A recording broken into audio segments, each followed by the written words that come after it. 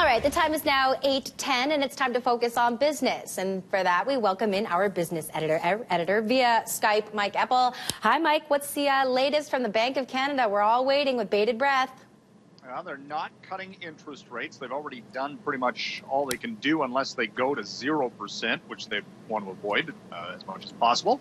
At the same time, however, Sarah, this morning the Bank of Canada is warning, and not unlike other forecasts, that this second quarter will see the largest economic contraction or shrinkage in history, anywhere from 15 to 30% in their policy statements. And they are adding more bond buying. They've been doing this since the start of the pandemic, trying to feed the financial system, buy up debt, and the latest money will be going out to provinces.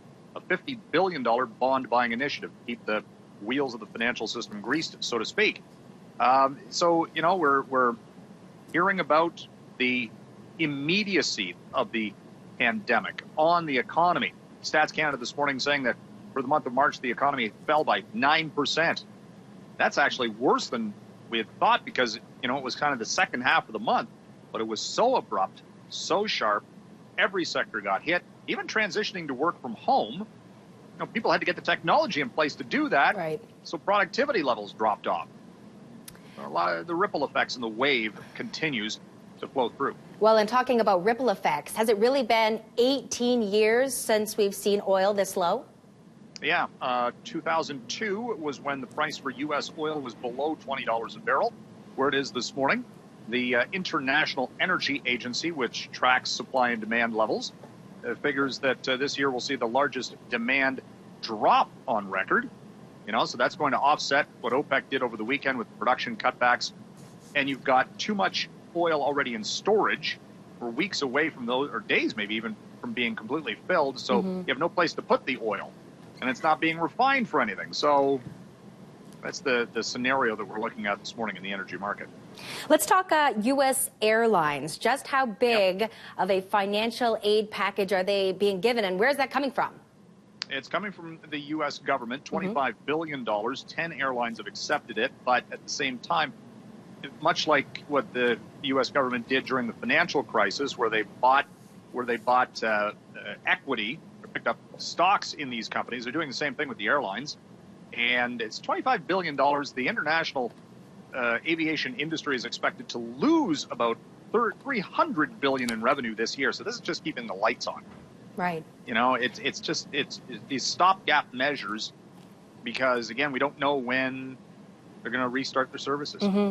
That's the problem. Listen, before I let you go, on a more positive note, I understand that someone special to you is celebrating a sweet 16 today. My oldest daughter, Ainsley, 16. It's you know, every parent's lament goes by way too quickly. They want to get older, and all I want to do is get younger. Who is that? Who is that in that rocking chair? I don't recognize that guy. Yeah. See, you don't recognize him because he had a lot more hair back then. Oh, that was there is hair under that hat. Some, yeah. Yeah, that was one of my favorite pictures when Ainsley was a little kid, toddler, and today she's 16 years old. I mean, it's just she wants to start driving immediately, and there's lots of room to practice in parking lots. Well, I wish you the best of luck. It's bittersweet. Yes, I wish you the best of luck. You must be a very proud father today. Congratulations. We'll see you tomorrow, Mike. Thank you. You can hear more of Mike Eppel, our business editor, on 660 News. But right now, let's go ahead and take a look at the markets and what's to come here on Breakfast Television.